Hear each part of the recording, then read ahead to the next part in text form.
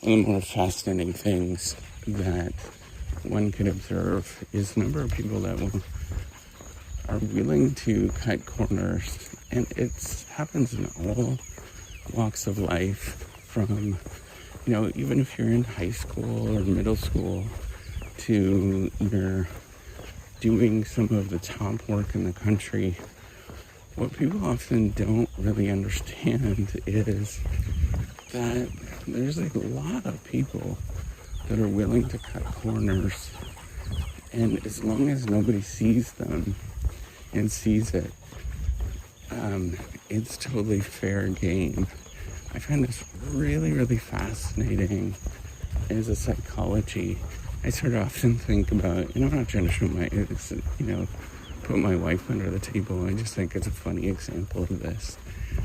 When you come over to our house, if you're invited over to our house, it would be very clean in the inside, and you think, oh, this is a lovely house. They keep their house really clean. And what you don't see is my wife usually sort of panic cleans before somebody comes over, like serious panic cleaning. And what you don't see is if you start looking in the closets, you start looking in the spaces, and everything's falling apart and ready to just topple down on you. And I think it's super fascinating that this is just a microcosm of almost all walks of life. And it's something that, somebody who studies learning, it's pretty well understood. If you just focus on the outcomes and you just look at, oh, they were successful, the stuff in between often gets missed. The process of how to get there gets missed, and people are very much willing to take shortcuts. People are very much willing to, unless they're monitored, to do things that are not helpful. I think part of the reason, clearly I do that as well sometimes, but I think I have my mom, actually it's probably more my dad that instilled in me that you always just do a good job, no matter even if anybody is actually looking. And you have a sense of accomplishment when you do that. And so there's always a sense of perfection, even when nobody else is actually there doing the work. And it's those moments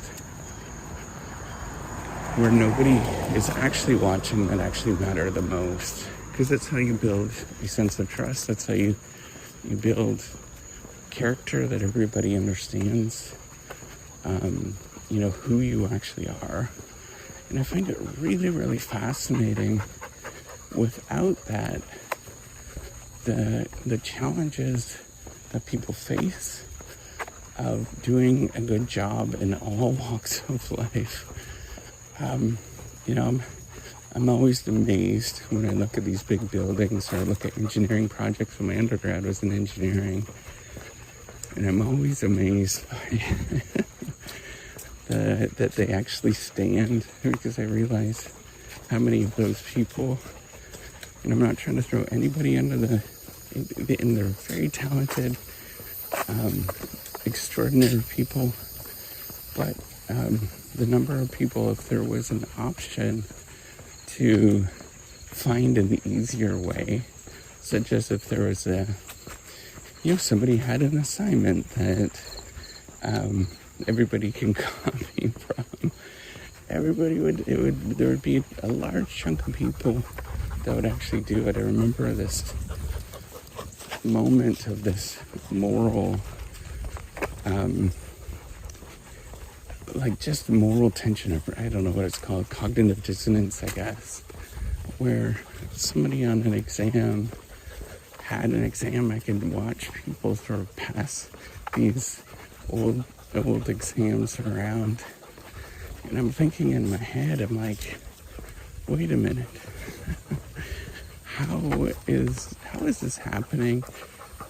I'm not going to go into details, but it was a number of people that actually cheated pretty obviously on an exam. But I think like if you are even at the best schools, even in the best programs, you understand people are willing to do that. And if you don't have that sense of morality, and I think given the situation, if I was in that position as well, I probably would have done the same.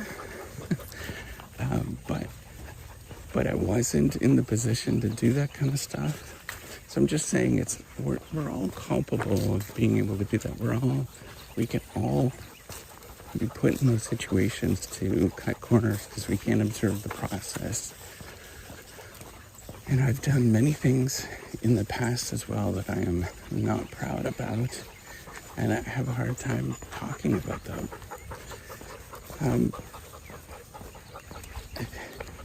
What I'm saying is, if we don't observe how things actually get done, we have to find some other way to make sure people do well and they excel.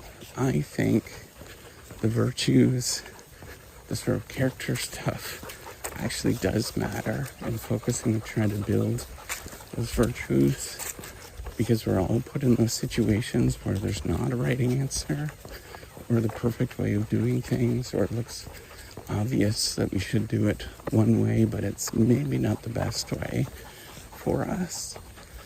And having that, I think, is critically important as a basis for us to do well in life. The problem is, and this is where I struggle, is it's not necessarily, buildings may fall down and, bridges may collapse and things like that. I'm always very surprised that they don't. But the biggest thing is a sort of the wrestling that you deal with after the fact of, why did I do that? And that's where I sort of, in order to get beyond that, you have to figure out how to practice self-forgiveness deeply, so you can get beyond it and you can actually start talking about it in an open way. Like, when we practice this and we focus on how do we build character so that you do the right thing when nobody is watching, I think is the critically important thing that we often neglect. But I think it's key for all of us to do well and to excel. But it's hard to do because you got to be willing to put in the work when nobody else is watching. All right, take care and have a wonderful day.